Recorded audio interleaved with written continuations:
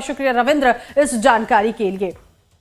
आगे बढ़ेंगे। संसद भवन परिसर में विपक्षी सांसदों का प्रदर्शन देखने को मिल रहा है। प्रियंका गांधी और राहुल गांधी इस प्रदर्शन में शामिल हैं। पशुओं के साथ हिंसा के मुद्दे पर प्रदर्शन किया जा रहा है। ये अहम जानकारी आपको दे रहे हैं। मछुआरों की समस्या को लेकर ये प्रदर्शन किया गया है। संसद भवन परिसर में विपक्षी सांसदों का ये प्रदर्शन है। प्रियंका गांधी और राहुल गांधी प्रदर्शन में शामिल हुए हैं और आपको बता दें कि ये पूरा प्रदर्शन पशुओं के साथ हिंसा के मुद्दे पर है और मछुआरों की समस्या को लेकर भी प्रदर्शन किया गया है। कल भी सदन में इस बात का जिक्र जो है वो किया गया है कि मछुआरों के सामने देखिए रोजगार का जो संकट है वो इस वक्त खड़ा हो चुका है और अब ऐसे में कांग्रेस की ये लीडर जो है वो नजर आ रहे हैं, हाथों में तख्तियां लेकर ये प्रदर्शन कर रहे हैं। प्रियंका गांधी और राहुल गांधी इस प्रोटेस्ट में शामिल हैं। और आपको सीधे लिए चलते हैं राज्यसभा, दिखाते हैं क्या कुछ हो रहा है। Let us listen to the message of the president. She is the first citizen of the country, the first tribal woman ever to hold this post. Please take your seats. Please take your seat. Don't disrespect. I'll name you. I would name the members now. I will not overlook or countenance disrespect to the honorable president. I appeal to leader of the opposition. Please take your seats.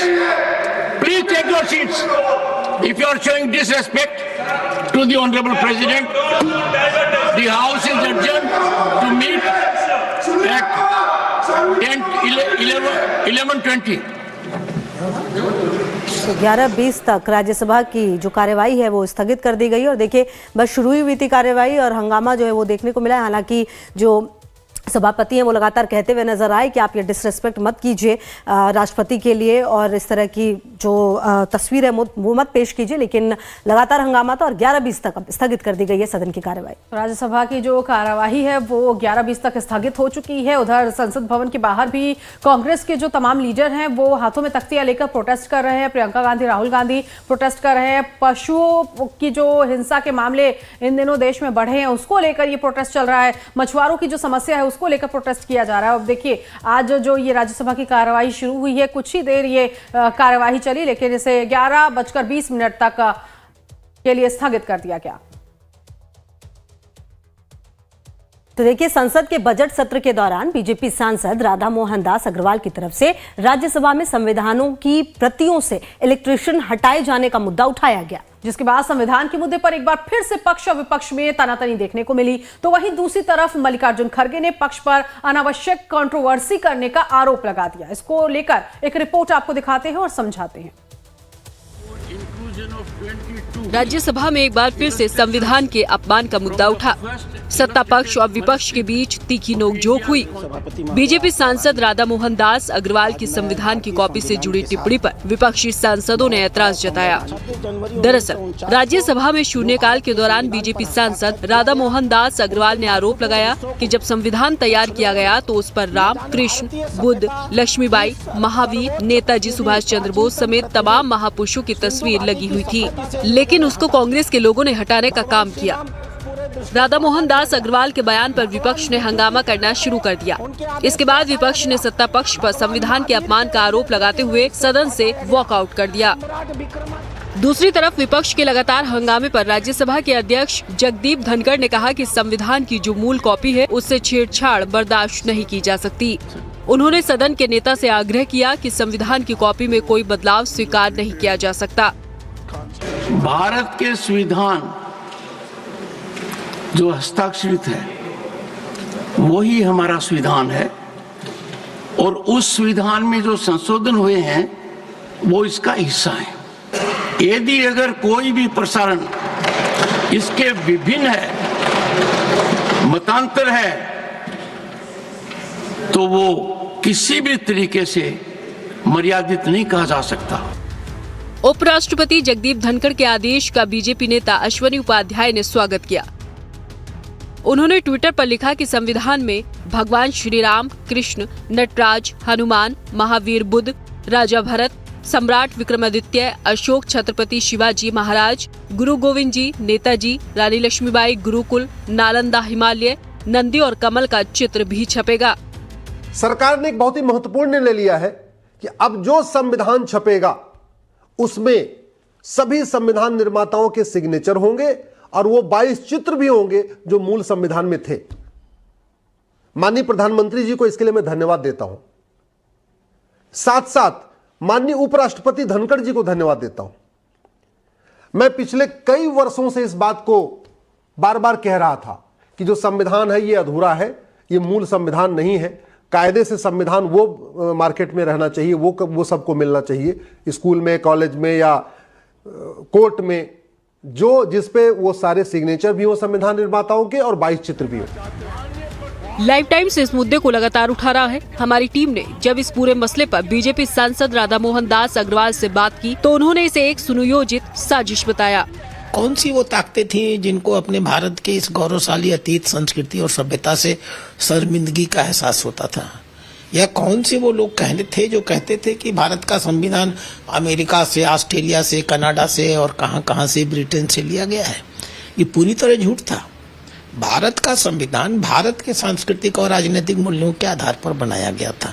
जिस secularism की वो फर्जी बात करते हैं, उस सर्वधर्म संभाव को तो हम अपने नैतिक मूल्यों में लेकर के चलते हैं। तो इन्होंने ये बताने की कोशिश की कि भारत के संविधान में भारतीय कुछ नहीं है, सब कुछ विदेशी है। ये कोई पहला मौका नहीं है जब इस तरह से सत्ता पक्ष और विपक्षी एक दूसरे पर संविधान के अपमान का आरोप लगा रहे हो। पिछले कुछ महीने से लगातार ऐसे मामले सामने आ रहे हैं। इस मुद्दे पर जमकर सियासत हो रही है। दिल्ली से कमलेश सिंह के साथ ब्यूरो रिपोर्ट, लाइव टाइम्स। और चलिए आगे बढ़ते हैं। बड़ी खबर आपको बता दें, राज्यसभा में वक्फ बिल पर जेपीसी रिपोर्ट पेश हुई है। रिपोर्ट पेश होने के बाद राज्यसभा में हंगामा हुआ है। हंगामे के बाद राज्यसभा की कार्यवाही 11:20 तक स्थगित कर दी गई है। तो ये बड़ी जानकारी इस वक्त की आपको बता दें, राज्यसभा में वक्फ बिल पर जेपीसी रिपोर्ट पेश किए जाने के बाद विपक्ष ने जमकर हंगामा किया और हंगामे की वजह से ही 11:20 तक के लिए राज्यसभा की कार्यवाही स्थगित हो गई है। आज वक्फ बिल को लेकर सदन के पटल पर इसे पेश किया जाना है और आपको बता दें कि इस पर लंबी बैठकें हुई, कई मीटिंग्स हुई। विपक्ष ने अपने प्रस्ताव भी संशोधन को लेकर रखे, लेकिन उन प्रस्तावों को खारिज कर दिया गया। यानी कि जो संशोधित विपक्ष के प्रस्ताव थे उन्हें खारिज कर दिया गया और जो सत्ता पक्ष के संशोधित प्रस्ताव थे उनको पढ़ा गया। उसके बाद मंजूरी मिलने के बाद अब राज्यसभा में वक्फ बिल को पर जेपीसी की रिपोर्ट पेश की गई और इसीलिए विपक्ष ने जमकर हंगामा किया है और इसी हंगामे की वजह से राज्यसभा की कार्यवाही 11:20 के लिए स्थगित कर दी गई। ये अहम जानकारी आपको दे रहे हैं। हंगामे के बाद राज्यसभा की कार्यवाही स्थगित हो गई है और कमलेश हमारे सहयोगी ज्यादा जानकारी के लिए इसी खबर पर हमारे साथ जुड़ गए हैं। कमलेश, देखिए लंबी बैठकें चली, लगातार बोर्ड बना, इसमें सदस्य जो रहे वो शामिल हुए, लेकिन अब जब ये पटल पर आया है बिल तो एक बार फिर से हंगामा और कार्यवाही फिलहाल 11:20 तक के लिए स्थगित हो गई है राज्यसभा की। कमलेश जी, जैसा आपको पहले अपने जिक्र हुआ था कि जैसे ही ये सभा पटल पर रखी जाएगी जमजगा पाल के द्वारा वक्फ बोर्ड संशोधन बिल, उसको वो काफी हंगामा होगा। चूंकि जेपीसी में जिस तरह से आचरण सत्ता पक्ष विपक्ष के बीच हंगामा हुआ था और जिससे अमेंडमेंट क्लाउज को पास किया गया था और 16-11 के बहुमत के आधार पर इस पूरे बिल को आप कह सकते जेपीसी की रिपोर्ट को मंजूर की गई थी, उससे लग रहा था कि जैसे ही लोकसभा या राज्यसभा जहां भी ये पेश होगा काफी हंगामा देखने को मिलेगा और हंगामे के बीच इसको ले डाउन कर दिया गया। लेकिन अब सबसे बड़ा सवाल है कि इस हंगामे के बाद राज्यसभा की कार्यवाही जो है 11:20 तक स्थगित की गई है, लेकिन जब इस पर डिस्कशन शुरू होगा तब आपको फिर हंगामा देखने को मिलेगा। ऐसे में बड़ी मुश्किल होगी इस बिल को पास कराना। हालांकि दोनों हाउसेस में, राज्यसभा में हो या लोकसभा में, दोनों हाउसेस में सरकार के पास पर्याप्त बहुमत है इसको पारित कराने के लिए, लेकिन जब तक हाउस ऑर्डर में नहीं होता तब तक इस पर आगे की कार्रवाई नहीं हो सकती। ऐसी स्थिति में अब ये बड़ी चुनौती होगी पीठासीन अधिकारी जो भी होंगे जगदीप धनखड़ के लिए कि किस तरह से दोनों हाउस में एक ठीक वातावरण बनाए ताकि बिल पर डिबेट हो और फिर इसको पास कराया जा सके। अब देखना है, क्योंकि जो इससे पहले ही विपक्ष ने अपने जो संशोधित प्रस्ताव रखे थे इस बिल को लेकर उसे पहले ही खारिज कर दिया गया और अब विपक्ष क्या आपत्तियां जता रहा है, क्योंकि जब आज कार्यवाही शुरू हुई है थोड़ी ही देर चली और ये स्थगित कर दी गई। जेपीसी रिपोर्ट को सदन के पटल पे रखा ही गया है, अभी तो इसे पास किया जाना भी बाकी है। तो वाकई जब एक बार फिर से कार्रवाई शुरू होगी हंगामेदार तो रहेगी, लेकिन आपत्तियां विपक्ष की इस वक्त क्या कुछ है इस बिल को लेकर? नहीं, देखिए विपक्ष आपत्ति ये कर रहा है कि जेपीसी में जो पूरी कार्रवाई चली है एक तरफा चली है, ये विपक्ष का आरोप है और विपक्ष के के आवाज को दबाया गया। और चूंकि विपक्ष पूरी जेपीसी कमेटी में 31 सदस्य है, लेकिन बहुमत जो था वो सत्ता पक्ष के साथ था, इसलिए कहा गया जो नोट डिसेंट नोट विपक्ष के द्वारा दिया गया उस सबको खारिज कर दिया गया। यहां तक कि 44 अमेंडमेंट, ऐसा आरोप है सरकार विपक्ष का, 44 अमेंडमेंट मूव किए गए थे, जिसमें सिर्फ सत्ता पक्ष की ओर से जो अमेंडमेंट मूव किया गया 14 अमेंडमेंट, उसको ही मंजूरी मिली। बाकी जो अमेंडमेंट्स विपक्ष की ओर से मूव किया गया सबको खारिज कर दिया गया। ऐसा आरोप है विपक्षी सदस्यों का। जेपीसी की जो चेयरमैन है जमदेका पाल, उन्होंने मनमाने तरीके से काम किया है और सब विपक्ष के लोगों को बोलने नहीं दिया, अपनी बात रखने का मौका नहीं मिला। और कई बार आपने देखा भी होगा कि जेपीसी कमेटी पहली बार मार्शल का उपयोग किया गया, हंगामा हुआ, तोड़फोड़ भी, बोतल तोड़े गए, लोग घायल हुए। ये तमाम बातें आप इसी जेपीसी कमेटी आपको देखने को मिला। ऐसे में अगर निश्चित रूप से ये बेहद सहज नहीं होगा सरकार के लिए कि इसको आराम से पास करा लिया जाए, तो विपक्ष आप पूरी राजनीति करेगी, विपक्ष विरोध जबरदस्त हंगामा कर, लेकिन सरकार को तय करना पड़ेगा कैसे इस बिल को पारित करें, क्योंकि ये सबसे महत्वपूर्ण सरकार का एजेंडा है। अगर ये एजेंडा सरकार का पास हो जाता है तो कह सकते हैं एक बड़ा माइलस्टोन जो भारत बीजेपी ने अपने संकल्प पत्र में भी लिखा है, और सरकार का एक बड़ा महत्वपूर्ण एजेंडा वो पास हो पाएगा।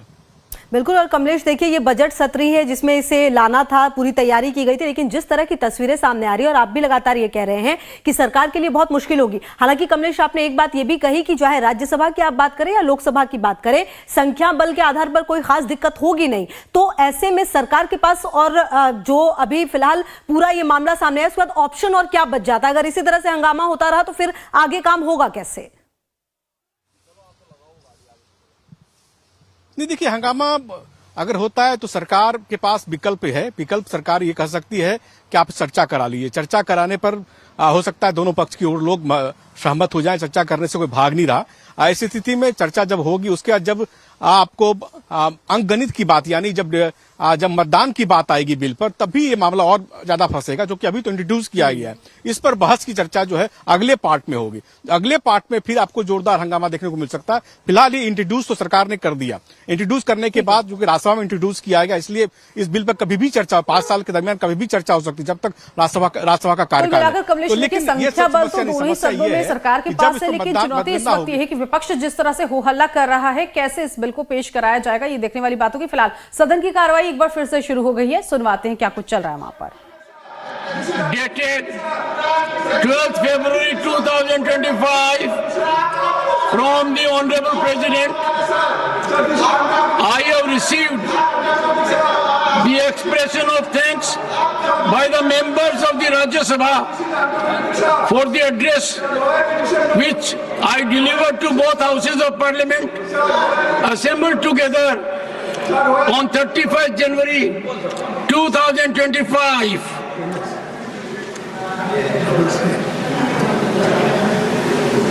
I have to inform members, please take your seat. You have been here enough. Do you want me to take ultimate action? Take your seat.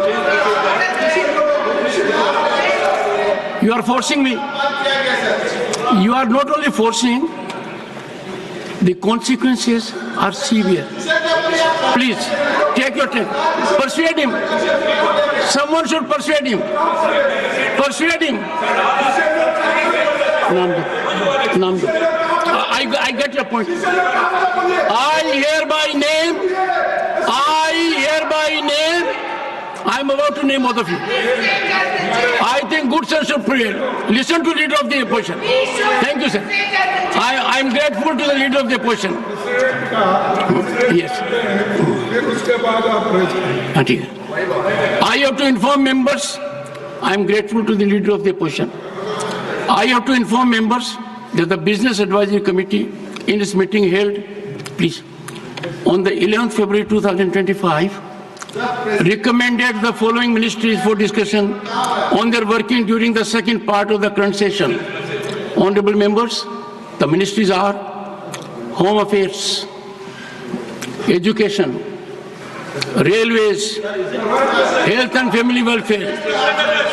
It was further decided, honorable members, it was further decided that the fifth ministry, if any to be taken up for discussion, will be finalized in due course. The committee also recommended that lunch hour may be skipped and the House may sit late on the days when the discussion on the working of ministries is taken up to allow more participation for members.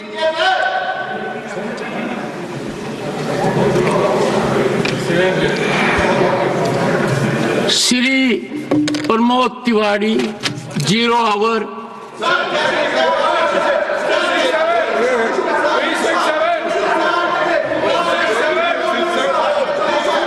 One second.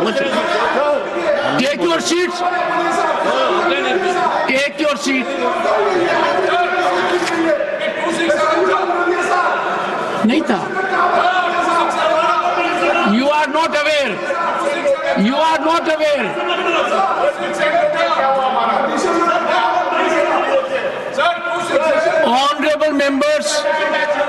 Honorable members, one second. First you take your seat. हैं?